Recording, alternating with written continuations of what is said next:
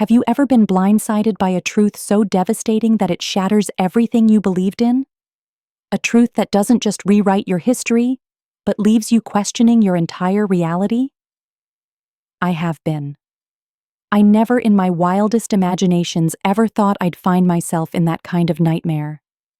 I had a life, a marriage that seemed ordinary, one that came crashing in an instant. It wasn't just his death that rocked my world. It was the discovery that for years, I wasn't the only one. That the man I loved had built an entirely different life behind my back, and I was left in the dark.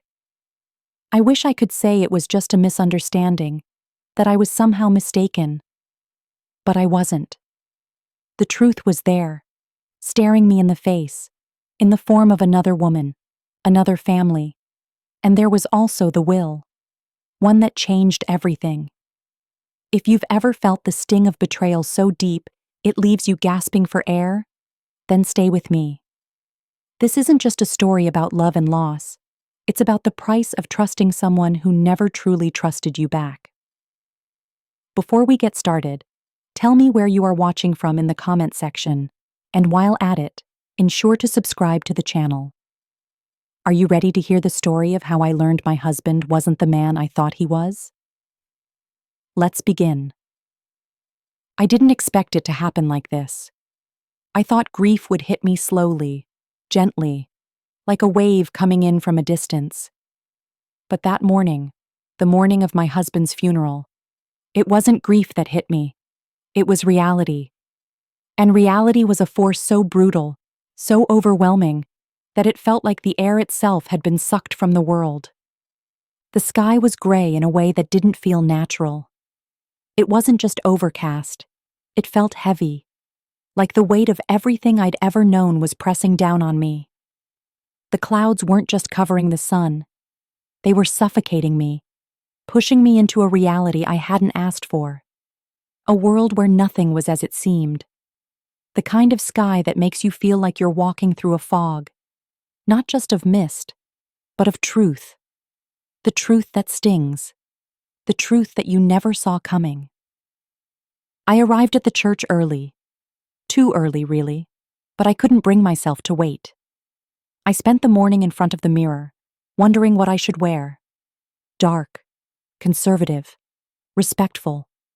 It felt like a dress rehearsal for a life I no longer recognized. The widow. That's who I was now. I could see it in my reflection, my face drawn, eyes tired. The woman who had just lost everything and was standing on the precipice of a truth she couldn't even begin to understand. I chose my outfit carefully. Black, the color of mourning.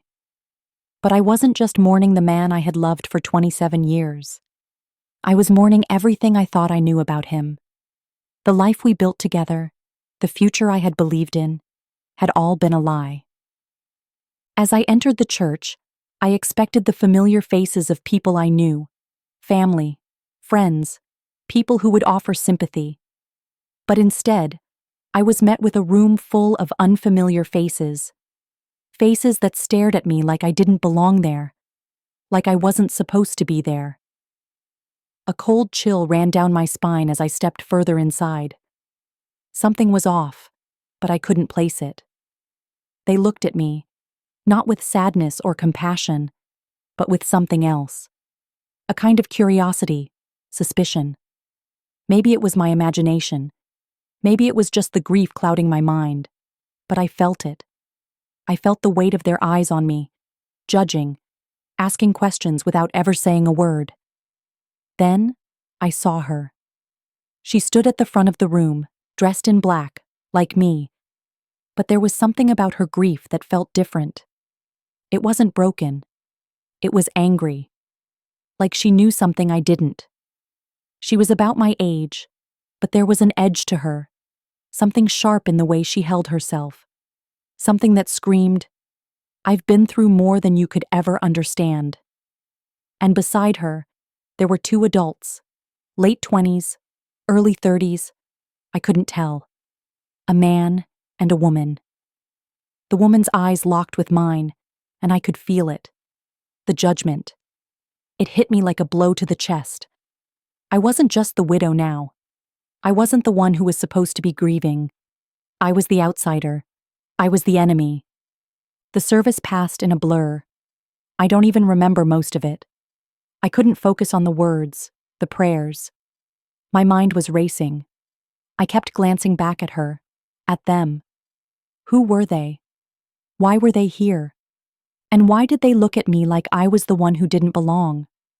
Why did they look at me like I was the one who had betrayed them? It wasn't until after the service, as I made my way toward the exit, that I heard the voice. A man's voice. Sharp. Loud enough to turn heads. I froze. He was pointing directly at me, his finger like a knife slicing through the air. Unbelievable, he spat. She has the nerve to show her face here. I turned slowly, the world spinning around me as I tried to make sense of what was happening. The man's face was flushed with anger, his eyes burning with something I couldn't quite understand. Why was he so angry? "You ruined our family," he shouted, the words tearing through me.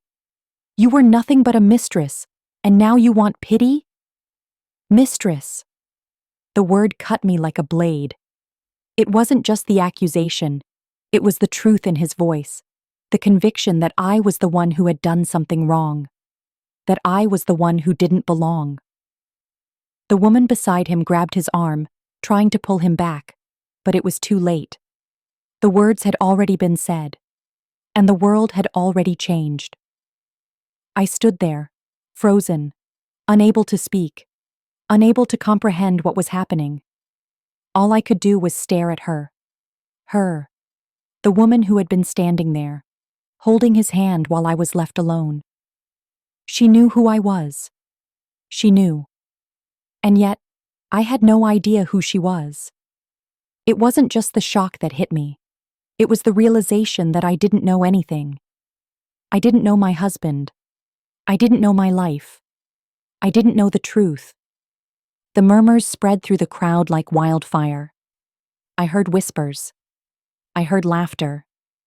It was all I could do to make my legs move, to force myself to leave, to escape from the eyes that followed me, the voices that mocked me, the truth that crushed me. As I walked out of the church, my heart pounded in my chest, a deafening roar that drowned out everything else around me. I couldn't breathe. I couldn't see. I couldn't think. Later that night, I sat on the floor of my living room, my shoes still on, my hands shaking as I tried to make sense of it all. William's funeral, William's family, his second family. I didn't know anything. I had been living a life that wasn't mine. I had been the wife of a man who had another life, another wife, children I didn't know about. I wasn't the one he had loved the most. I was just the other woman, the one who had been kept in the dark. I was frozen in the shock of it all. How could I have been so blind? How could I have lived with him for all those years and never seen the truth? How could he have done this to me? And yet, as I sat there, surrounded by silence, I knew one thing. This was only the beginning of a truth that would change everything I thought I knew about myself and about him. I had always prided myself on being a woman who knew her husband, who understood him, who could see behind the facade. But now, I felt like a fool. Like I had been walking around in the dark, blindly trusting a man who had never truly trusted me. The more I thought about it, the more it all unraveled. There were pieces of the puzzle that hadn't made sense, things I had brushed off as quirks or inconveniences, things I had ignored because I didn't want to see them. The late-night phone calls, the business trips that seemed to stretch on forever, the times he'd leave the house, suitcase packed, always looking so carefully prepared, but never asking me to pack his things. There were signs, I knew that now. But I had let love blind me, let the comfort of our routine drown out the whispers of doubt that had been there all along. I had convinced myself that I was the one he loved, that I was the center of his world. I had been wrong, and the thought of it made my stomach turn. It wasn't just that he had lied to me. It was the way he had built an entire life around me and around her.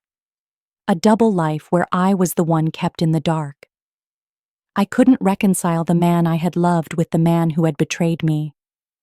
I couldn't fathom how someone could be so good at deceiving not just me, but an entire other family. How could he do that to them? And to me?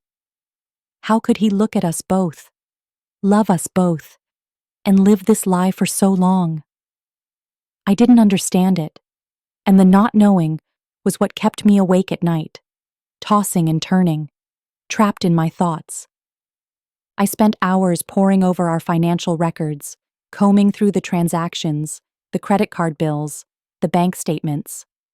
There, in black and white, was the proof. There were flights I hadn't known about, destinations I didn't recognize. Every 6 months, like clockwork. There were wire transfers, payments made to an address I had never heard of. Another home, another life, just an hour away, one he had kept hidden from me. The second health insurance policy. Rent paid on a house I didn't know existed.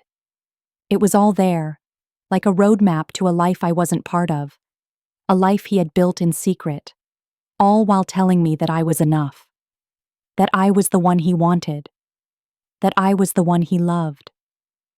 I wanted answers. I wanted closure.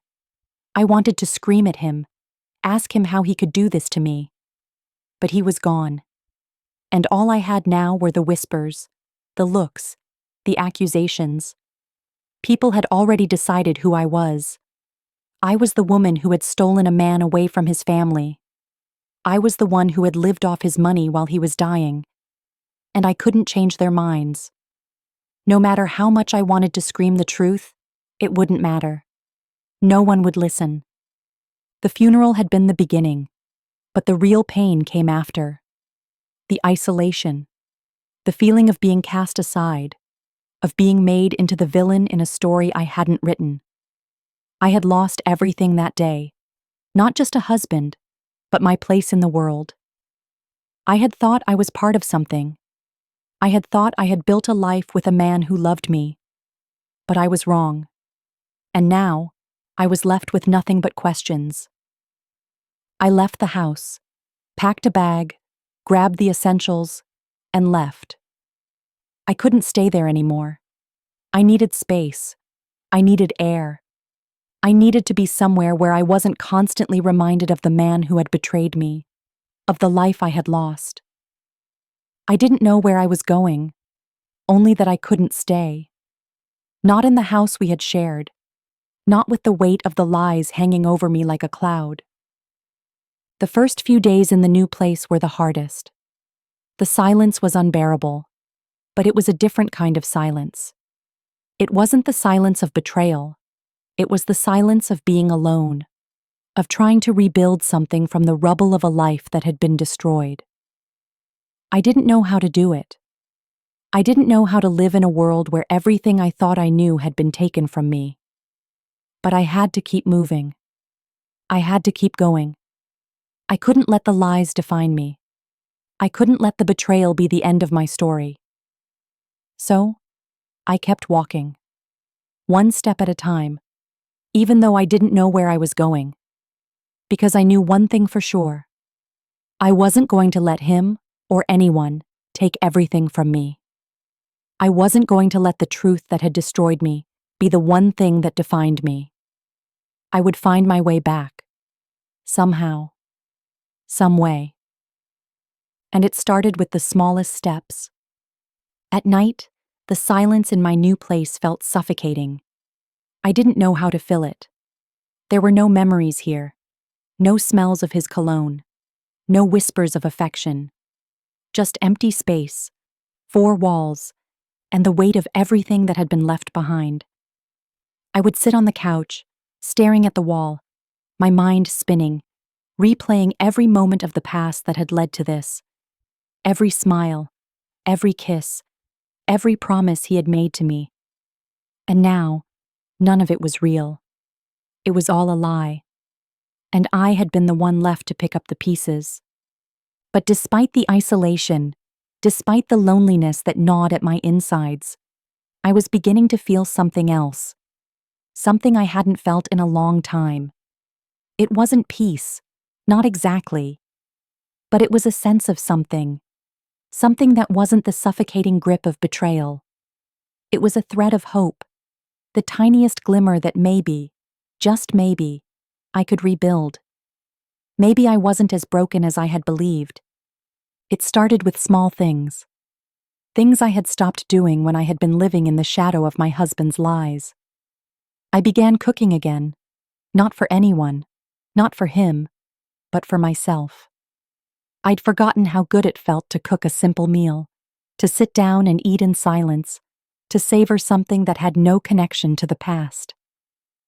I started walking in the mornings, just around the neighborhood, just to clear my head. It was something I had never done before, but it felt grounding, like I was finding my feet again, step by step. I began volunteering at the local library, just a few hours a week at first. I had always loved books, always loved the feeling of losing myself in a good story. And now, in the quiet of the library, I could lose myself again. I could escape from my own story, from the betrayal that had consumed me. There was something calming about the smell of the pages, the soft hum of quiet conversation, the children's laughter as they sat down for story time. For the first time in months, I felt like I belonged somewhere. Like I wasn't just the woman who had been cheated on, the woman who had been left with nothing. I was just Margaret, the woman who read books to children, the woman who had a place in this world, no matter how small. The library director, Ruth, was kind to me. She didn't ask questions about my past, didn't press me to share anything I wasn't ready to. She simply welcomed me with open arms. And that was all I needed. A sense of normalcy, a routine, something to ground me in the present instead of being constantly dragged back into the past. But even as I found small moments of peace, I knew the truth wasn't far behind. It never was. It lingered in the back of my mind, a nagging reminder that I couldn't outrun it. Every time I opened my door, every time I stepped into the world, I was reminded that people still talked. They still whispered. The local paper had run a piece about me, about the secret wife who inherited her late husband's fortune. The caption was enough to make my stomach churn. It wasn't just a story about a man who had been unfaithful. It was about me, the woman who had waited for him to die. The woman who had cashed in on a marriage that had been a lie. The woman who had stolen everything. And the worst part? I was starting to believe it. I was starting to believe the lies that were being told about me. Not because they were true, but because I didn't know how to fight back. How could I explain a life I hadn't known? How could I defend myself against accusations that had no basis in truth, but that were now a part of the narrative being written about me? I knew what I had to do.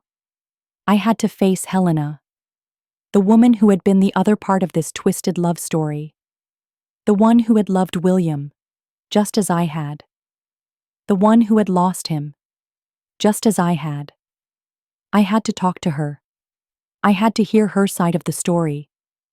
I needed to know why he had chosen me, why he had left me with the wreckage of his double life. But more than that, I needed to understand her. I needed to hear the words that might make sense of this chaos. I needed closure, not just for me, but for both of us.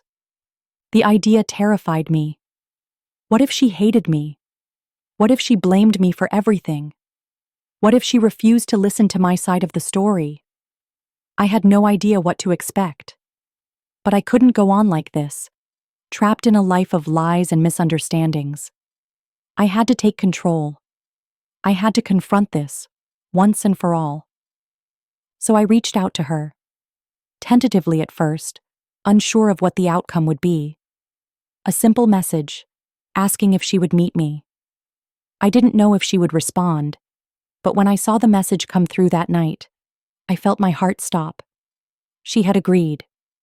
The moment I read her reply, I knew this would be the beginning of something I hadn't anticipated. It would either be the closure I so desperately needed, or it would tear me apart once more. Either way, I had no choice but to face it. And so, I waited. I didn't expect the silence between us to be so thick, so heavy. For a moment, it was as if we were two strangers who had wandered into the same room, with no words left to say to each other. I could see the weight of her grief, the years of pain and anger that had built up inside her, and for the first time, I realized that I wasn't the only one who had been broken by William's lies. She had been living with them too, just in a different way. Her life had been shattered by the same man, the same betrayals, and yet, here I was, sitting across from her, feeling like I was the one at fault. I had always believed that I was the one who had suffered the most. I had always believed that the betrayal was mine to bear, that I was the victim in this twisted story. But sitting here with her, looking at her face, seeing the hollow sadness in her eyes, I understood something I hadn't before. She had been just as much a victim as I had. We had both been deceived, both been left with nothing but the shards of a life we had trusted. And yet, we were expected to pick up those pieces, to carry on as if nothing had been broken, as if we hadn't been torn apart. She took a deep breath, and for a moment, I thought she was going to speak. But instead, she just exhaled slowly, like she was releasing the weight of all the years of silence. I waited, unsure of how to fill the space between us. But then she looked up at me, her eyes clear for the first time since I had arrived. "You know," she said softly, "I always thought I was the only one. The only one who had been lied to, the only one who had been kept in the dark." Her voice cracked, and I could see her fighting back the tears that threatened to spill over. But now I know. We were both being kept. Both of us. Her words hit me like a punch to the gut. I hadn't expected her to say that, hadn't expected her to acknowledge the truth that had been so carefully hidden from both of us. For so long, I had thought that I was the one left behind, the one who had been deceived.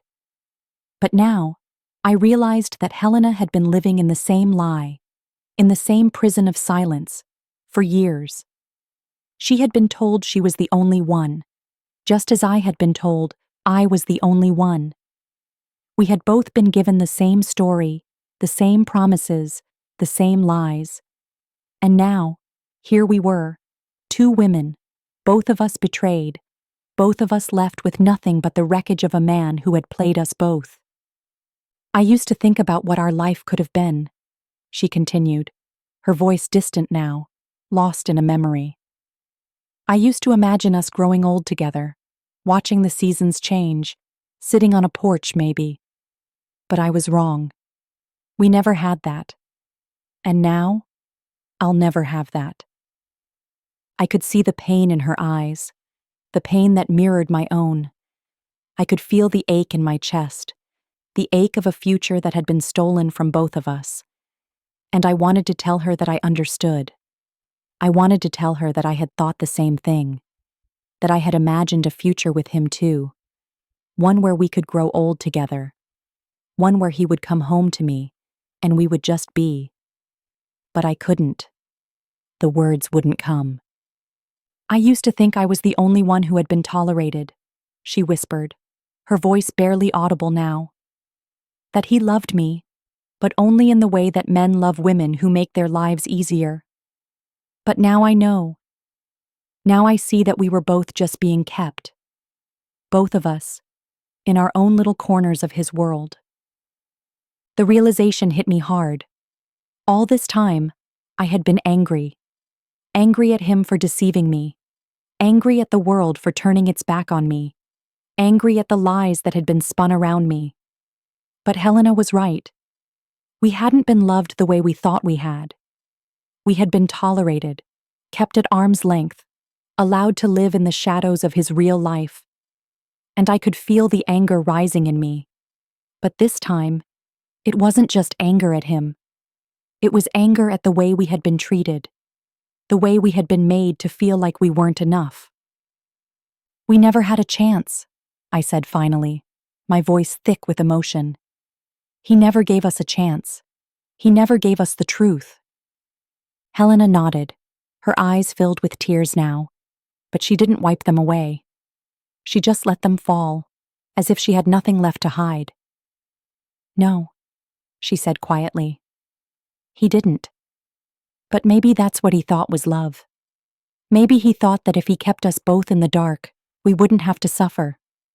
But he was wrong. We both suffered. And we both lost." I didn't know what to say to that. What could I say? How could I argue with the truth? I had been living in the dark for so long, believing that the life I had built with him was real, believing that I was the only one who had loved him, the only one who had mattered. But I was wrong. And now, sitting here, face to face with Helena, I realized just how much of a lie my life had been. How much of his life had been a lie. We sat there in silence for what felt like an eternity. Two women bound together by a man's deceit. Two women who had lost everything, but who had gained something in the process. An understanding of each other's pain. An understanding of the betrayal that had been laid at both of our feet. It wasn't forgiveness. Not yet. But it was the beginning of something. Something that might one day lead to healing. I didn't know how to move forward after that conversation. I didn't know what to do with the knowledge that Helena and I had been living parallel lives, both of us deceived by the same man. We sat in silence for what seemed like hours, neither of us knowing what the next step would be. I wasn't sure if we were supposed to be angry at each other, or if we were supposed to find some sort of reconciliation. What was the point? What did we owe each other in this mess of lies and betrayal? And then, out of nowhere, Helena spoke again. Her voice was quieter this time, almost reluctant, as if the words were reluctant to leave her lips. "Do you ever wonder," she said slowly, "if he did it all for us?" I blinked, not understanding at first. "What do you mean?" She met my gaze, her eyes tired but resolute. "I mean, all of it. The lies, the secrecy, the betrayal. Maybe, somewhere deep down, he thought he was protecting us. Maybe he thought that if we never knew about each other, we would be spared the pain. Maybe he thought he was saving us from the truth." The words hit me like a physical blow. I sat back, stunned. It was the last thing I had expected to hear from her, the last thing I had expected from someone who had lived through the same heartbreak. I wanted to argue, to tell her that there was no way that kind of deception could be justified. There was no way he could have thought he was protecting us. He had destroyed us both. But as I stared at her, her eyes searching mine, something inside me shifted. Maybe she was right. Maybe in his twisted way, he had thought he was doing the right thing. But that didn't change the fact that we were both left to pick up the pieces of his life, left to deal with the fallout of his choices. He had torn us both apart, not out of love, but out of fear. Fear of losing us, fear of the truth, fear of the consequences. And in the end, he hadn't saved anyone. He had only delayed the inevitable. "I don't know," I said finally, my voice thick with emotion. "I don't know if he thought he was protecting us, or if he was just protecting himself. But it doesn't matter, does it? He's gone now. And we're left here, with nothing but his lies." Helena nodded, her gaze dropping to her hands.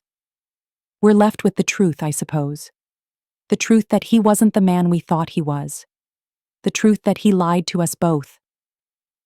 I sat there for a moment, letting her words settle over me. The truth. It was all we had now, but it wasn't enough. Not yet. We could sit here, talking about what might have been, or what we wished he had done. But in the end, we couldn't change anything. We couldn't undo the damage he had caused. But somehow, in that silence, we both understood one thing. We had to live with it. We had to find a way to move forward, to reclaim the pieces of our lives that he had stolen from us. And though I wasn't ready to forgive him, hell, I wasn't even sure I could. Sitting here with Helena, I knew one thing for certain. I wasn't going to let him take everything from me. Not anymore. The days after that conversation with Helena were filled with a strange, quiet kind of reflection. I didn't know what I was looking for. Closure, perhaps, or just some kind of understanding. But nothing seemed to come. I tried to tell myself that I was getting better, that I was moving forward. But the truth was, I didn't know how to move on from a life that had been built on lies. I didn't know how to find myself again in a world where everything I thought I knew had turned to dust. I tried to keep my head down, tried to ignore the looks, the gossip. But it was impossible. Everywhere I went, there was a reminder of my past. The cashier at the grocery store who wouldn't meet my eyes, the neighbors who whispered when they thought I wasn't listening, the social media posts that continued to paint me as the villain. It was like a weight was pressing down on me, and no matter how much I tried to shake it off, it clung to me. Then, one afternoon, it happened. I opened my door to find an envelope lying on the porch. No return address, no name. Just an envelope, sealed tight. My heart sank. I knew who it was from. I knew what it would be. Another message from the past, another accusation.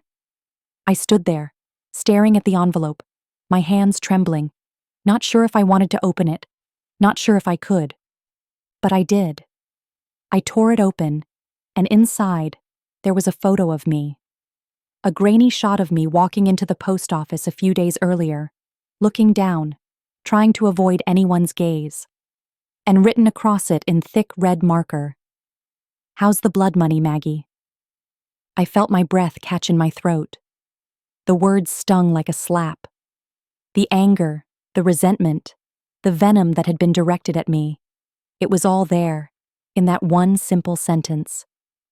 The image of me, caught in a moment of weakness, followed by the accusation that I had stolen something, that I had taken something that didn't belong to me. I looked at the photo again, and for a moment, I didn't know if I was going to be sick or if I was going to cry.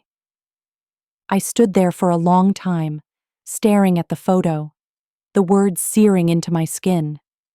I had thought I was moving forward. I had tried to rebuild, to find some kind of peace in the aftermath of William's lies. But there was no peace.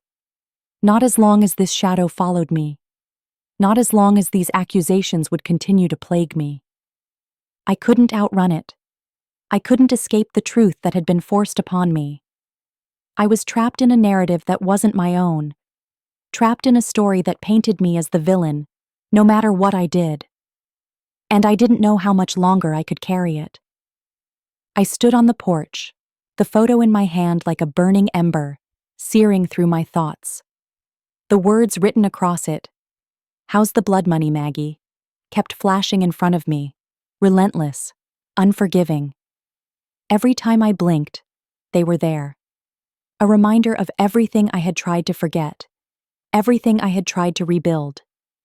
I wasn't sure how long I stood there, frozen in place, before I finally crumpled the photo and let it fall to the ground. The weight of the envelope still pressed into my palm, a physical reminder that I wasn't going to get away from this. Not ever. The world had already made its judgment, and there was no escape from it.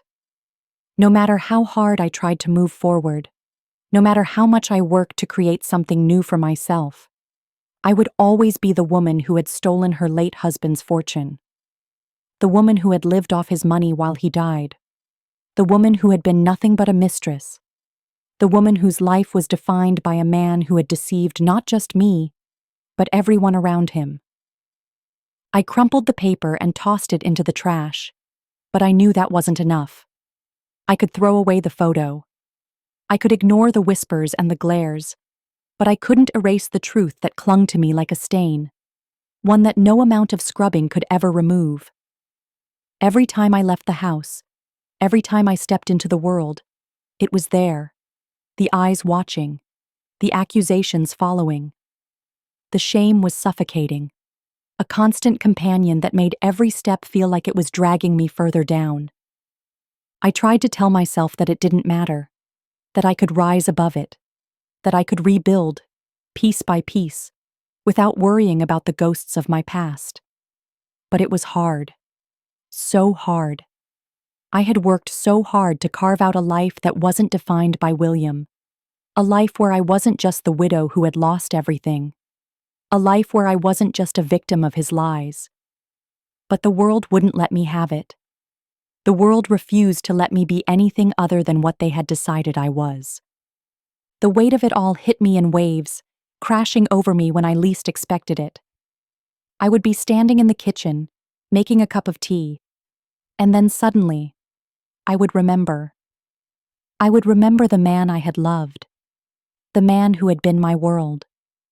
And I would remember the lies, the truth I had never known, and it would feel like the ground was slipping out from under me. I had to do something. I had to stop letting this define me. I couldn't keep living in the aftermath of someone else's choices. I couldn't keep letting the past hold me hostage. But how? How could I start over when the very foundation of my life had been built on lies? I didn't have the answers, but I knew one thing. I couldn't stay here, stuck in this house, trapped by the weight of everything that had come before. I couldn't stay in the silence, where every corner seemed to whisper his name, where every memory felt like a betrayal. I had to leave. I had to find a way to move forward, even if I didn't know where that road would take me. So, I packed my things, bit by bit, not knowing what I was looking for, but knowing that staying would only keep me in the past. I wasn't ready for what came next, but I couldn't stay where I was any longer. There had to be something else out there, somewhere I could finally breathe again. Somewhere I could find a life that was mine, without the weight of his lies dragging me down. I didn't know what I was looking for. I only knew that I couldn't stay where I was any longer. The house, our house, felt like a tomb, suffocating me with memories I wasn't ready to face. Every creaking floorboard, every shadow in the hallway seemed to call out his name, and it was too much. Too much of everything I had lost. I could almost hear his voice in the silence, a whisper in the dark, reminding me that the life we had built together was nothing but a lie. I packed my things quickly, almost mechanically, as if the faster I did it, the easier it would be to leave everything behind. It wasn't that simple, of course. I couldn't just pack away the life I had shared with William, could I? I couldn't erase the years, the memories, the quiet moments that had once felt so full of love. But every time I touched something that reminded me of him, his jacket, the photo albums, the books on the shelf, I could feel the lie seeping through. They were his things, his world, and I had been living in it without ever knowing the truth. I threw things into boxes, not caring if they were packed neatly or if they broke. There was a wildness in my movements, an urgency I couldn't explain. Maybe it was because I wanted to run from everything he had left behind. Or maybe it was because, for the first time, I wanted to claim something of my own. I didn't know. All I knew was that I couldn't keep living in the shadow of his deceit. I had to leave. I had to step out of the past and into whatever came next. But even as I packed, even as I wiped away the dust that had settled over the things I once loved, I couldn't shake the feeling that I was running away from something I could never outrun. It wasn't just the house. It wasn't just the memories of a man who had betrayed me. It was the world that had already written its story about me. The whispers, the accusations, they followed me everywhere. I thought about Helena, about the quiet understanding that had passed between us. Two women who had been torn apart by the same man. She was the one person who knew exactly what I was going through. And yet I couldn't help but wonder if she had somehow managed to find peace in a way I couldn't. She seemed stronger than I felt. She seemed more capable of moving forward, of building something new. But maybe that was just an illusion too. Maybe, deep down, she was just as lost as I was.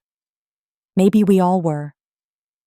I couldn't stay here, in this place where everything reminded me of him, where his ghost still lingered in the corners of every room. So, when the last box was packed and the last trace of William was gone from the house, I left.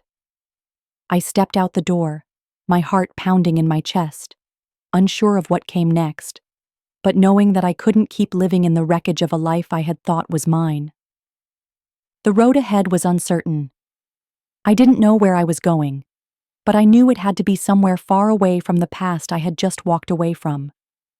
Somewhere I could breathe again, where I wasn't suffocated by the weight of betrayal. It didn't matter where I went.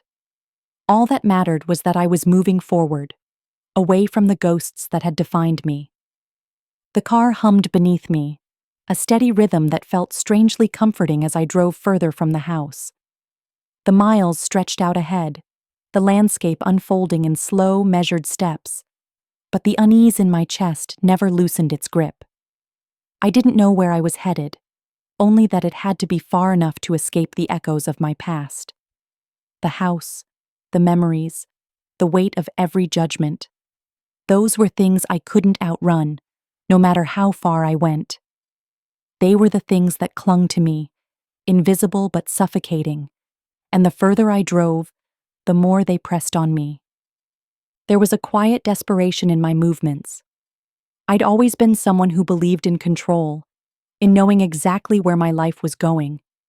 But this was different. I couldn't make plans. I couldn't map out the future because I had no idea what it even looked like anymore. What was left when the foundation of everything you had built, your life, your love, your trust, was torn away, piece by piece, by a man who had been living a double life? I drove for hours without stopping, the road winding beneath me like a ribbon of uncertainty. There was no destination in mind. I could feel the weight of the inheritance, the wealth that William had left behind, but it didn't feel like a gift. It felt like a curse. Every dollar, every piece of property, every asset was a reminder of the betrayal that had shattered my world. He had left it to me, yes, but in doing so, he had tied me to a past I didn't want. The inheritance wasn't a promise of a new beginning. It was a burden, one I had no idea how to carry. As I passed through small towns, I could feel the eyes on me, even in places where I didn't know a soul. The whispers weren't just confined to the people I had once known. They were everywhere. People looked at me with that same mixture of pity and disdain, and I knew it. I felt it in the way they didn't meet my gaze, in the way they crossed the street to avoid me, as if the mere sight of me was a reminder of something they didn't want to confront. It was suffocating. The accusations that had followed me were now a cloud that hung overhead, impossible to escape. I stopped for gas in one of those small towns, the kind of place where everyone knew everyone, and strangers didn't last long.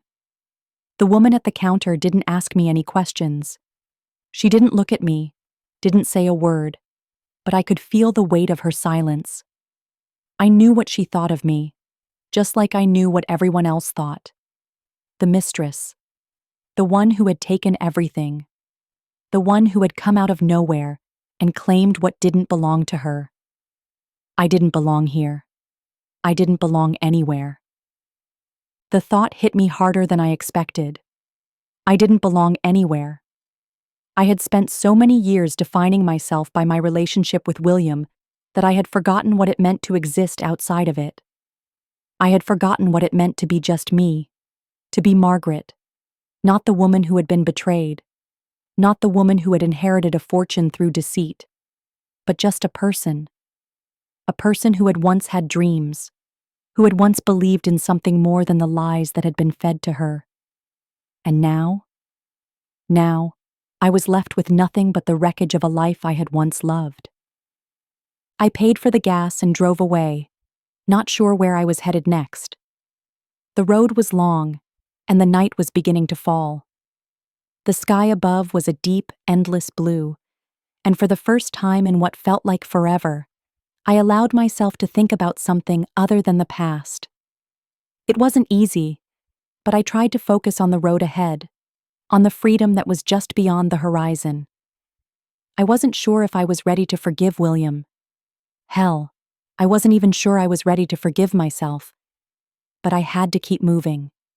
I had no choice but to go forward, to keep driving, to keep searching for the part of me that had been buried so deep beneath the weight of everything that had happened. The world around me seemed to shift as the darkness settled in, but there was a small part of me, buried under layers of grief and anger, that whispered one simple truth. I was still here. And no matter how much it hurt, no matter how heavy the past weighed on me, I was still standing.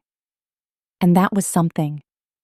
The road stretched out before me like an endless ribbon, and the farther I drove, the more I felt like a shadow of myself, drifting through a world that no longer made sense.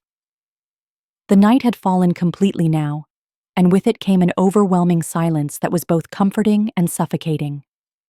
There was no noise, no voices in the background, just the hum of my tires on the asphalt, and the occasional flicker of headlights from passing cars.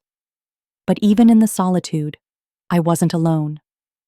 The weight of my past pressed down on me, invisible but ever present, and every time I glanced into the rearview mirror, I saw nothing but the remnants of a life I didn't want to remember.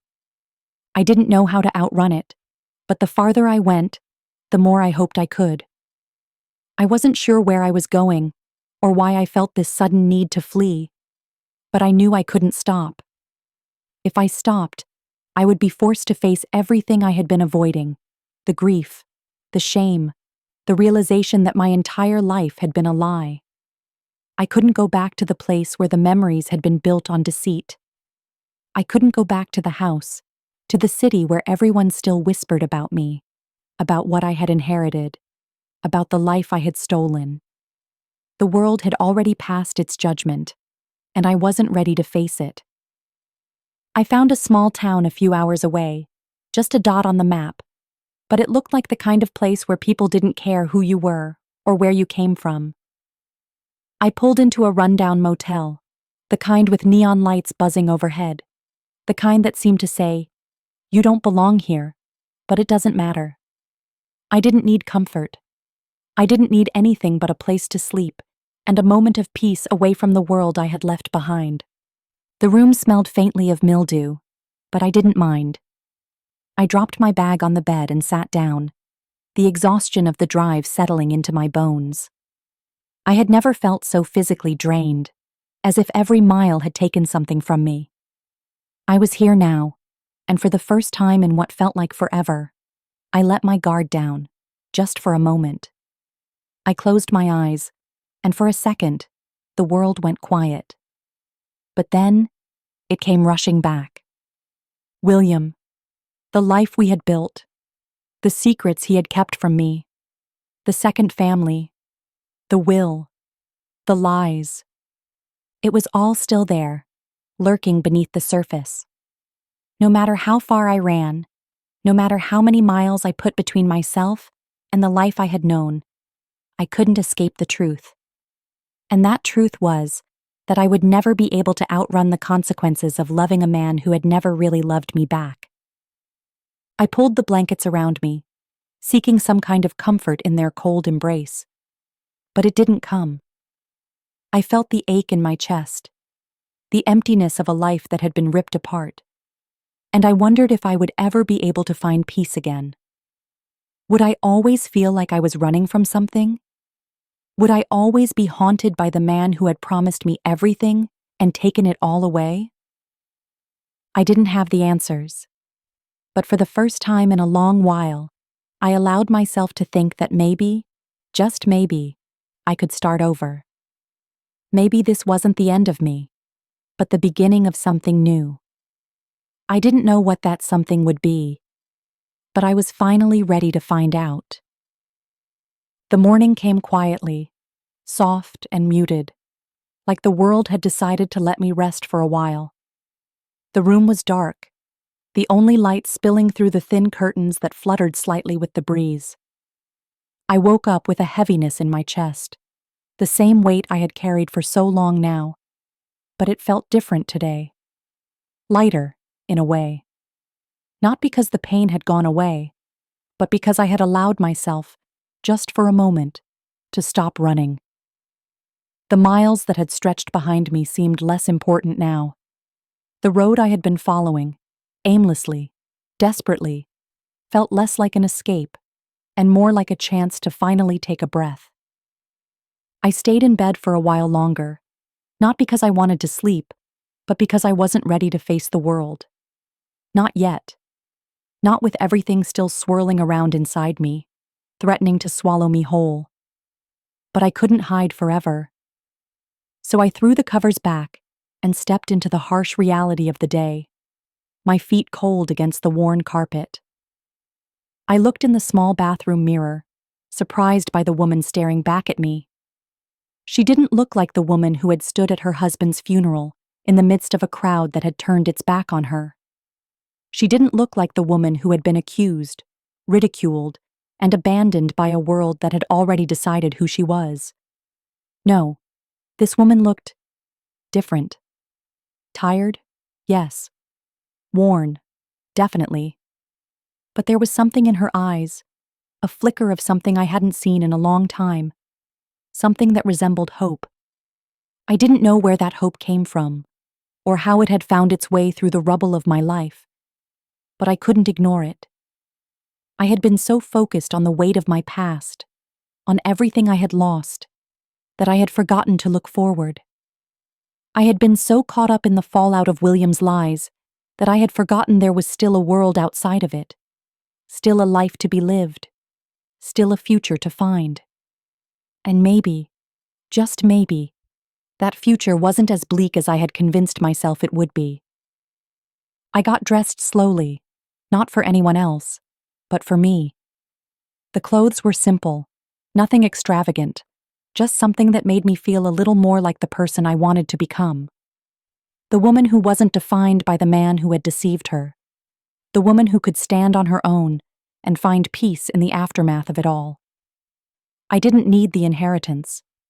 I didn't need the wealth that William had left me. What I needed was something I couldn't put a price on. Freedom. Freedom from the ghosts of my past, from the lies that had held me captive, from the accusations that had shaped my world. When I stepped outside, the air was fresh and cool, a stark contrast to the suffocating silence of the motel room. I stood for a moment, letting the wind brush across my face, grounding me in the here and now. The road ahead wasn't clear, but for the first time in a long time, I felt like I could walk it. I didn't know where it would lead, but I didn't care. I didn't have to know. For the first time, the uncertainty didn't scare me. I pulled out of the motel parking lot and headed toward nothing in particular, but with a sense of purpose I hadn't felt in months. The past wasn't gone. It wasn't something I could leave behind entirely, but maybe, just maybe, I could learn to live with it. Maybe I could start rebuilding, piece by piece, without waiting for the world to tell me who I was. I drove for hours, but the miles no longer felt endless. They didn't feel like a race anymore, but like a slow, deliberate walk into something unknown. I hadn't known what I was looking for when I left, but now there was a clarity settling in. It wasn't about escaping anymore. It wasn't about running away from the past or the judgments that haunted me. I had accepted that the past would never leave me entirely. It was a part of me now, woven into the fabric of who I was. But that didn't mean I had to live in it. I passed through more small towns, their quiet streets and sleepy storefronts offering nothing but a temporary shelter from the noise in my mind. It wasn't the world I wanted to get away from. It was myself. The woman who had spent too long defining herself by someone else's lies. The woman who had lived in the shadows of a man who had promised her everything and given her nothing but deceit. I found myself in a place I hadn't expected. A small park by a river, the kind of peaceful spot that felt miles away from the chaos of the life I had left behind. I parked the car and sat for a while, watching the water move, a steady flow that didn't stop, didn't hesitate. It just kept going, no matter what was in its path, carving its way through rock, through earth, through anything that tried to block its course. It was relentless, but it was also beautiful in its simplicity. I needed that. I needed to feel like I could keep moving forward, like I could carve my own path and keep going, no matter how hard it was. Because the truth was, I didn't know what was next. I didn't know what I was supposed to do with all the pieces of my life that had been scattered. I didn't know if I would ever be able to forgive William for what he had done to me, for the life he had kept hidden from me. But I couldn't let that be my story forever. I couldn't let his lies, his betrayal, his double life define me any longer. I had to choose what came next.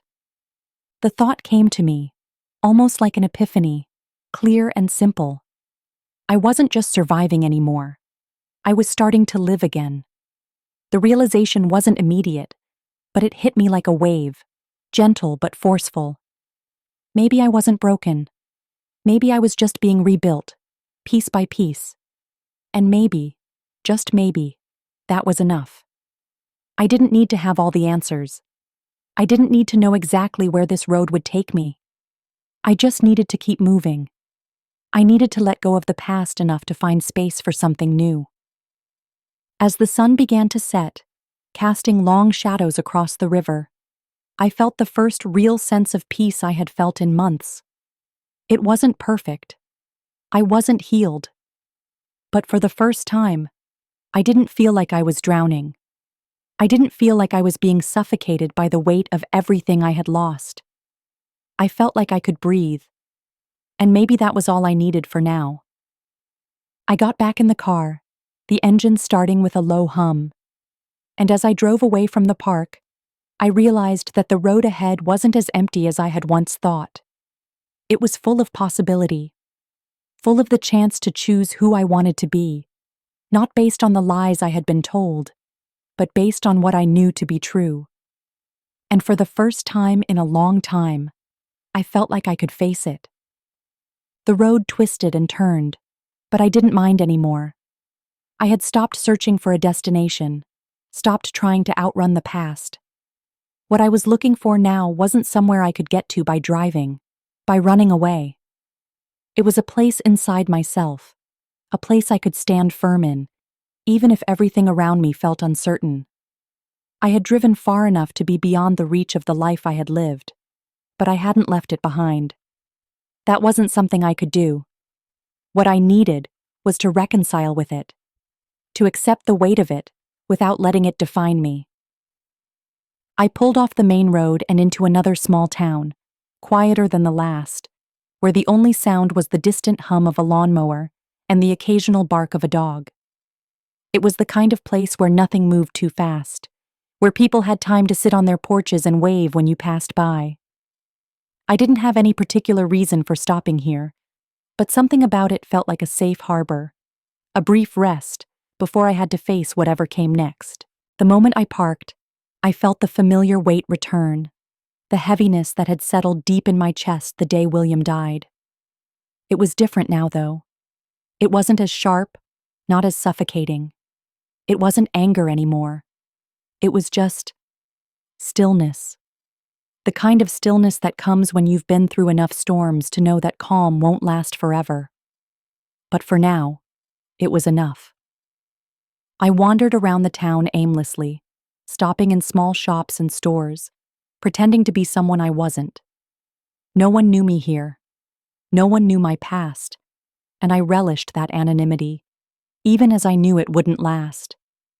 I wasn't fooling anyone, least of all myself. I wasn't here to forget. I was here to learn how to live with it, to find a way to breathe again in a world that had left me breathless. By late afternoon, I found a small cafe, one of those places where the coffee was rich and the pastries were fresh from the oven. It smelled like cinnamon and coffee grounds, and I stepped inside as though I was seeking some kind of refuge. The woman behind the counter smiled at me, a warm, tired smile that made me feel both welcome and out of place. She didn't ask questions. She just handed me a menu and let me take my time. I sat by the window, watching the world outside move at its own slow pace. People came and went, smiling and chatting, oblivious to the woman sitting alone at the corner table, nursing her coffee and her quiet grief. I wasn't sure what I expected to feel here, whether the calmness of the place would seep into me, or if I'd be reminded of the life I was running from. But it was neither. It was just still. The kind of quiet that invites reflection without demanding it. As I sat there, I thought about Helena. I hadn't seen her since our conversation, and I hadn't reached out to her. Part of me had wanted to, but the other part of me feared the silence between us would be enough to sever whatever connection we had started to build. What could I say to her now? What could either of us offer the other, when we had both been caught in the same web of lies and betrayal? And yet, she had been the one person who truly understood what I had been through, who had lived the same pain. There was a part of me that wanted to reach out, to ask her how she was doing, to check on the woman who, in some strange way, had become a mirror of my own grief. I didn't know if I could go back to her, though. I wasn't sure if I could re-enter that space where the past was so present, where everything we had shared was tied to the man who had torn us both apart. It wasn't just that I didn't want to reopen old wounds. It was that I wasn't ready to face her in a world where nothing was certain, where we were both still trying to figure out who we were without him. But as I sat there, with the warm cup of coffee in my hands and the quiet hum of the cafe around me, I realized something. It didn't matter if I ever reached out to Helena again. It didn't matter if I went back to the place I had come from, or if I kept driving. What mattered now was that I was here. I was still breathing, still moving, still alive. And that, in itself, was a victory. I didn't need to have all the answers, and I didn't need to know what came next. I just needed to be present. I needed to accept that I couldn't change what had happened, but I could choose how I moved forward. Maybe the world wouldn't stop judging me. Maybe I would never shake the ghosts of the past. But I was still here. And for the first time in a long time, that was enough. I stayed in the small town for a week, each day feeling like a soft, slow step toward something unknown. The rhythm of the town was simple and steady, a stark contrast to the storm that had torn through my life. I spent my days walking the streets, reading in cafes, and trying to feel something other than the weight of everything I had lost. It wasn't easy, and it wasn't perfect, but there was a quiet comfort in the routine I was starting to build, one small piece at a time. I wasn't running anymore, not in the way I had been before. I was simply existing in this moment, in this life that had been given to me, however broken it was. One afternoon, as the sun began to dip behind the horizon, I walked through a small park near the edge of town. It was quiet, save for the rustling of leaves and the distant sound of children laughing in the playground. I sat on a bench, staring out at the river that flowed lazily past. For a moment, the stillness of the world around me was almost too much. It felt like too much time to think, too much time to reflect, to face the truth that I had been avoiding for so long. And yet, in that silence, something shifted inside me. I wasn't running from William's ghost anymore. I wasn't hiding from the past or the pain. I had spent so many months, so many years, trying to outrun the truth of his betrayal, trying to pretend that if I just kept moving, I could leave it behind. But now, sitting by the water, I understood something I hadn't before. The truth couldn't be outrun. It would always be there, tucked into the edges of every memory, of every whisper and accusation. It was a part of me, just as much as the love I had felt for him, the life I had shared with him. The truth wasn't just about what he had done to me. It was about who I had been, who I had allowed myself to become. I had let myself define my entire existence by him. I had let his lies be the foundation of my life. And that, more than anything else, was what had broken me. The realization hit me like a punch in the gut. I wasn't just grieving a man who had lied to me. I was grieving a woman who had allowed herself to believe those lies for so long. I had let myself disappear into the story he had created for us, into the illusion of a life that never truly existed. But I wasn't that woman anymore. I sat there, letting the weight of that realization settle over me. I wasn't that woman who had clung to the idea of a perfect marriage, the idea that everything could be fixed, that everything could be made right. I wasn't the woman who had believed that love could survive in the shadows of deceit. No, I had changed. The pain was still there, buried deep, but it no longer controlled me. It no longer defined me. I stood up from the bench and walked back toward the town, feeling a strange sense of clarity wash over me. I didn't know what the future held. I didn't know what I would do with the rest of my life. But I knew one thing. I was done letting the past dictate my every move. I was done letting the lies define who I was. I wasn't running anymore. I wasn't hiding. I was walking forward, one step at a time, into a world that was still uncertain, but that was mine to shape. And for the first time in a long time, that felt like enough. When I returned to the motel that night, the familiar weight of the past didn't feel so heavy. It was still there, of course. It always would be. But I was learning how to carry it. Slowly, carefully, but with strength. And I knew, deep down, that the next time I stepped into the world, I wouldn't just be existing in it. I would be living, fully, completely, as the woman I had become, not the woman I had been, not the woman William had wanted me to be, but the woman who had found a way to rise again. The days that followed were quieter, in a way that I didn't know how to explain. It wasn't peace exactly, not the kind of peace I had once imagined for myself. There was still a tightness in my chest, still the sting of everything I had lost. But something inside me had shifted. I had been running from the truth, from the weight of it all. But now, for the first time, I was letting it in. I wasn't letting it destroy me. Not anymore. I was learning to live alongside it. The silence was no longer suffocating. It was a space where I could breathe again, however jagged that breath was. I didn't have all the answers, and I didn't think I ever would. But that was okay. I had been so obsessed with finding answers, with making sense of things that had never made sense, that I had lost sight of what truly mattered. That I was still here. That I was still moving, still trying, still pushing forward even when every step felt like it weighed more than the last. That, in itself, was enough.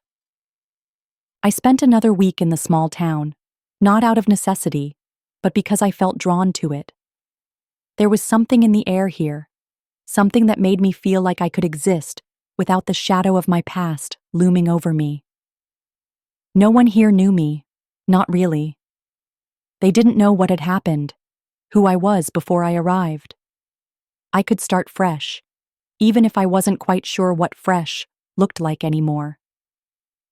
One afternoon, I walked through the local farmer's market, the sun hanging low in the sky, casting long shadows across the stalls.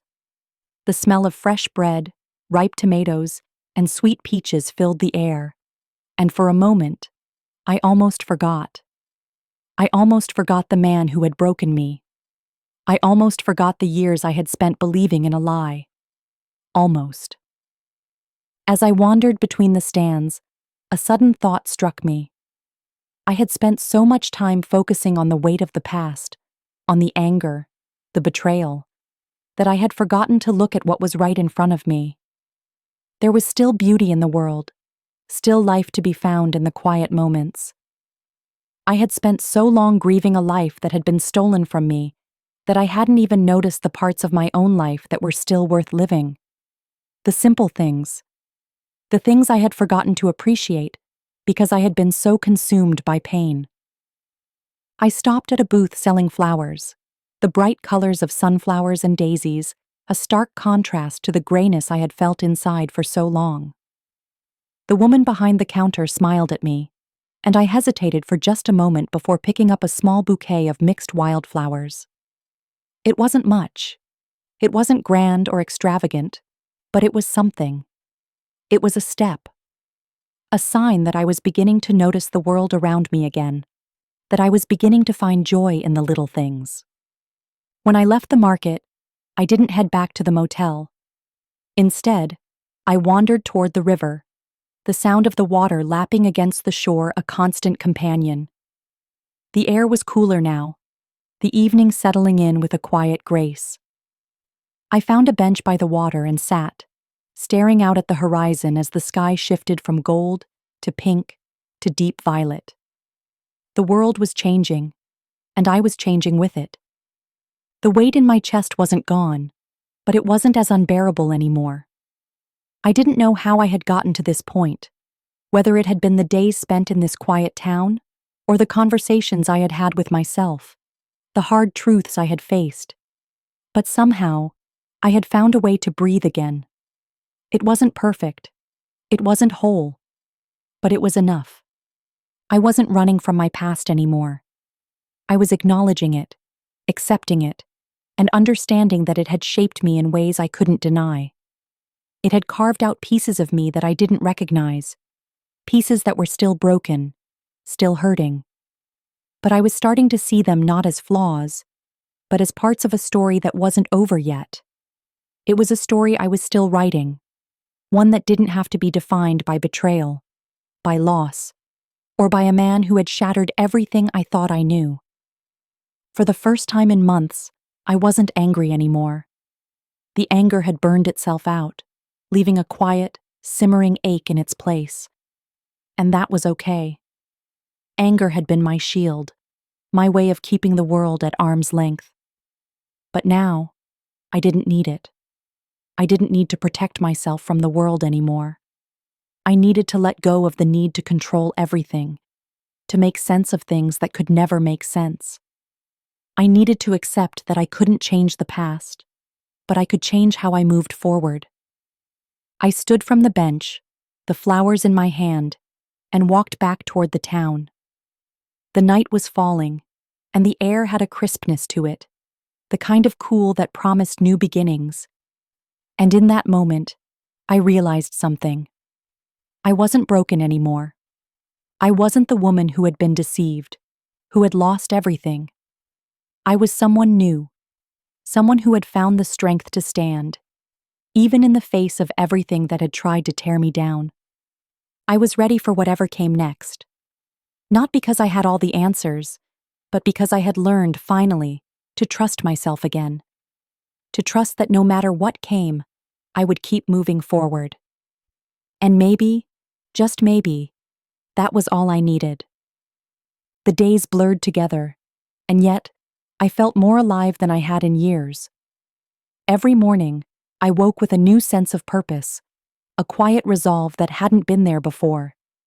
The ache of the past hadn't disappeared, but it no longer controlled me. It was like I had finally put the pieces of my life in their proper place, not erasing the pain, but accepting it as part of the story I was still writing. I wasn't trying to outrun anything anymore. I was learning to live with what had been, to find a way to move forward without forgetting. I spent my days doing things that felt small, but meaningful. I found work in a local bookstore, a place that felt simple and safe, and every day, I saw people coming in to find comfort in the pages of books, just like I had. There was something healing in the act of turning a page, something soothing in the quiet murmur of voices as people discussed stories, as if they were all sharing in a kind of sacred experience. And for the first time in what felt like forever, I found myself listening, not just to the world around me, but to myself. I found the rhythm of my own voice again, quiet, but steady. One afternoon, as I was shelving a stack of new arrivals, I caught a glimpse of a familiar face. At first, I didn't believe it, couldn't believe it. But as he stepped further into the store, I recognized him. It was William's old colleague, the one who had always seemed distant, always had that air of formality that kept him just out of reach. I hadn't expected to see him here, not in this town, not in this life I had started to rebuild. My heart skipped a beat, the old panic creeping in. It was strange to see him, and even stranger to feel the cold weight of the past returning with his presence. He hadn't been a part of my life, not really, not in the way that mattered. But now, standing before me in this small bookstore, it felt as if the world had somehow collided, as if the past had reached out and pulled me back in. He smiled politely when he saw me, though it was strained, like he didn't know how to react. I stood there frozen for a moment, unsure of how to move forward, unsure of how to handle this. But then, he spoke. "Margaret," he said, his voice steady, though there was something in it, something tight. "It's been a while. I didn't expect to find you here." I nodded, unsure of how to respond. "I didn't expect to see you here either," I said, my voice quieter than I intended. There was an awkward pause, a strange stillness between us, before he shifted his weight, his eyes looking around the store as if trying to find something to settle his thoughts on. "I know this might seem odd," he began, hesitating for a moment, then meeting my gaze. "But I wanted to reach out. I wanted to talk to you about William." His words hit me harder than I had expected. The mention of his name, the sudden rush of memories and emotions, it all came back in a flood. But I didn't want to go there, not with him, not with anyone anymore. I had built this life for myself, a life that didn't revolve around him, around what he had done. I wasn't ready to face those memories. Not yet. "Why now?" I asked, my voice barely above a whisper. He hesitated again, a tightness in his jaw. "I know it's been a while, but the truth is, I've been thinking about you, about what happened, about how we all ended up in this mess." I swallowed hard, trying to control the sudden flood of emotions threatening to break through. I had spent so long keeping the walls up, but in that moment, with him standing in front of me, everything seemed to crumble away. I didn't know what I was supposed to say to him. What could I say? What did I owe him, or anyone who had been a part of that life? "I don't know what you want from me," I said quietly, my voice shaky. "I'm just trying to move forward." He looked at me for a long moment, his expression softening. "I understand," he said finally. "I don't expect anything from you. I just wanted to say that I'm sorry. For everything. For what happened to you. For what we all lost." I wasn't sure how to respond to that. His apology, though well-meaning, felt like a hollow gesture in the face of everything that had been done to me. The apology was for him, not for me. It didn't change the years of deceit, the pain that still lingered beneath the surface. But it wasn't the apology that mattered. It was the fact that I was standing here, finally able to confront it, able to face it, even if I didn't have all the answers. I nodded, not knowing what else to say, and he seemed to take that as his cue to leave.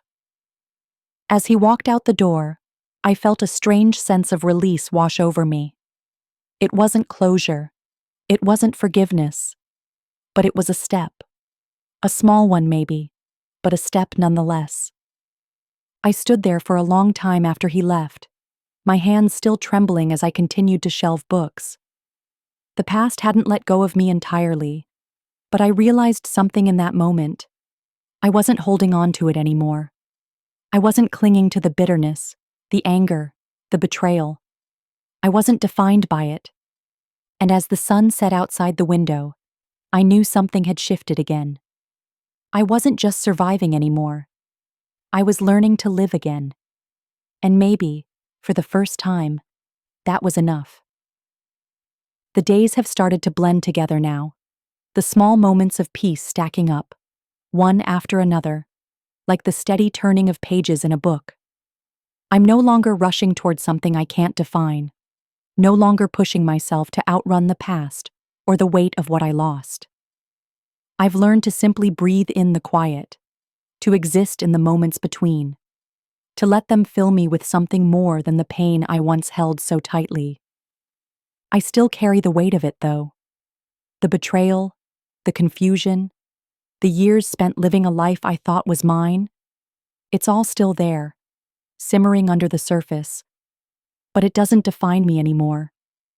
And every day, as I walk into the bookstore, the smell of old pages and freshly brewed coffee, I feel a little more whole.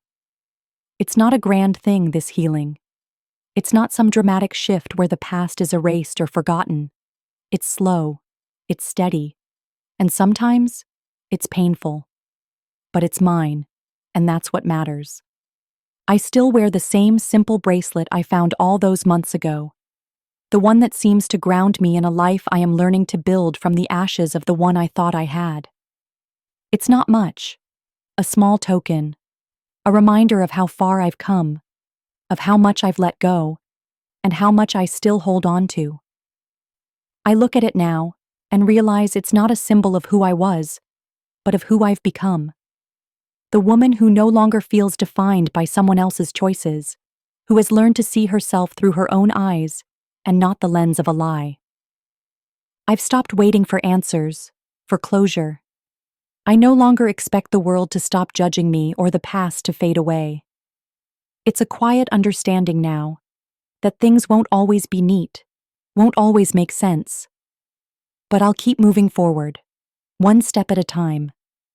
Not because I'm fixed, but because I'm still here, still breathing, still finding my way. And that, in itself, is enough.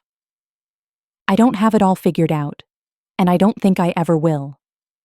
But I'm learning to live with the pieces, to take the parts of me that are broken and make something new out of them. Each day, I feel the quiet strength that comes with surviving something so much bigger than myself. I'm not the woman I was when I walked into that bookstore for the first time. I'm someone new, someone who has learned that healing is not about erasing the past, but about learning how to live with it. I'll keep moving, even when it's hard, even when the weight feels heavy, because I'm still here, and that's enough to keep going. Thank you for watching. Her story is one of survival, truth, and finally choosing herself. To hear more stories like this, click on the left and make sure you subscribe and turn on notifications. You are not alone in what you've lived.